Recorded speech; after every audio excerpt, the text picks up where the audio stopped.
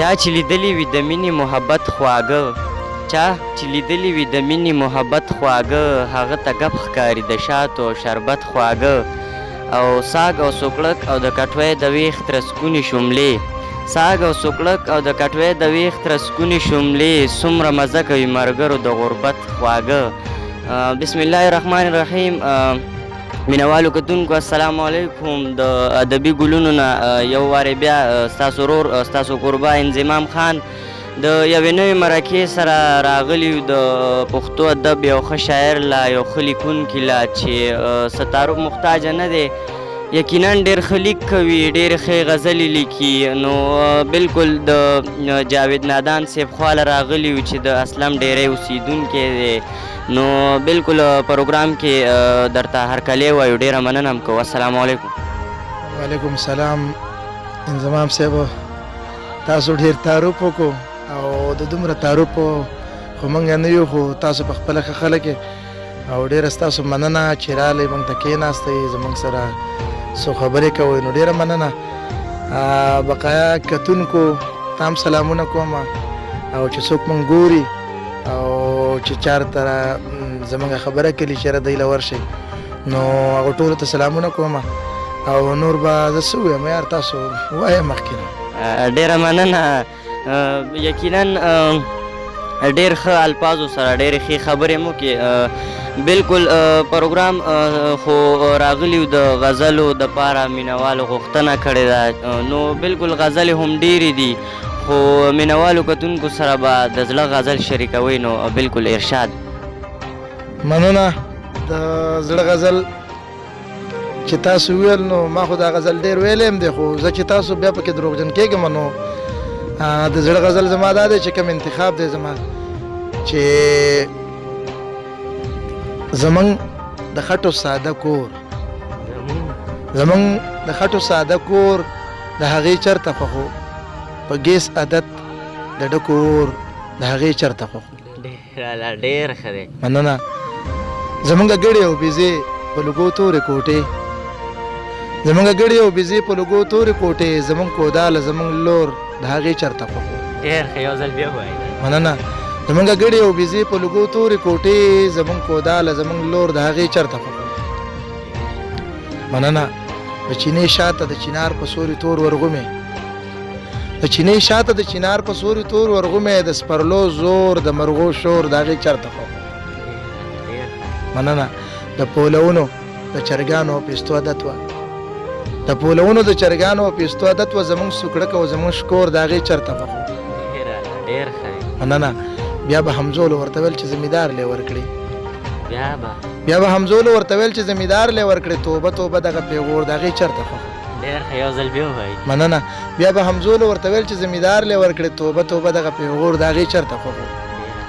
چودې لاسونه غوسې خپې او مزدورکاره نادان چودې لاسونه غوسې خپې او مزدورکاره نادان خپېبلې خپې په سر سرتور د هغې چرته خوښو. ډېره لا ډېر ښه. یقینا ډېر ښه و. ډېره مزه م ترې واخیسته. کتونکو به ترې هم ډېر خوند اخیستې. د هغې د مینې هم ستاسو خواله راورسولو خو یقینا ډېره مزه یې وکړه.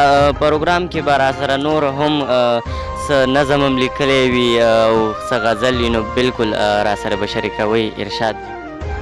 ستاسو غوښتنه په سر سترګو نظم دی چې ډېر خلک یې غوښتنه هم کوي او عنوان یې دی تته رڼا. زما یو زوی چې ماته ځان ماته جهان ښکارېده زما یو زوی چې ماته ځان ماته جهان ښکارېده ماته په ځمکه باندې ستوری د اسمان ښکارېده. زه چې به ستړی د دیاړۍ په کټ کې پرېوتم او زما خواله به دی راغی نو دمه به شومه. ته چې به ما سره یو څو خبرې نه وې کړې نو خوب به ما ته په اسانه غېږه نه پرانسته.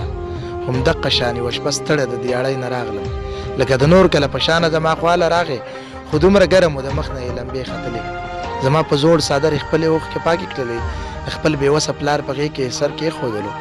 تبه یې زیاته وه د نبض رفتار یې هم ډېرېده تبه یې زیاته وه د نبض رفتار یې هم ډېرېده. ناوخته ټیم کې ډاکټران د کلي هم بندېږي او اسپتال ته بېوسي اجازت نه راکوو. مننه.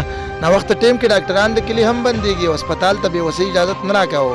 ته ته رڼا کې مې د تبې یو بوتل پیدا کړو ته ته رڼا کې مې رته یو بوتل پیدا که ما خپل بچي له په خپل لاس باندې اجل پیدا که دغه بوتل کې و تیزاب خو ما ونه پیژانده دغه بوتل کې و تیزاب خو ما ونه پیژندله او کېدم په دریاب خو ما ونه پیژانده هغه به هره دوایي په خوښه نه خوړله هغه به هره دوایي په خوښه نه خوړله هغه به نومې دوایي ته بلا زیل کولو ماته نه 2 چمچې سر تر سره ډکې کړلې د بچي خولې ته مې په زور باندې ورواړولې سترګې یې سرې شوې په مرۍ کې لاړې ونختلې د وړې خولې نه یې د وینو یو سیلاب روان شو زه حق حیران شوم چې دا څه وو او دا څه مې ورکړل زه حق حیران شوم چې دا څه وو او دا څه مې ورکړل ما ته د شان اواز چې تیزاب دې ورکړل د دوایانو په ډبي کې زهر هم کېدی شي خپلو بچو له یې پته ته رڼا مه ورکوئ خپلو بچو له یې پته ته رڼا مه ورکوئ ډېر ښه یقینا ډېره ښه موضوع ډېر ښه نظم هم لیکلی دی غوښتنه خو یې بده نه وه ډېر ښه نظم و جاوید نادان صاحب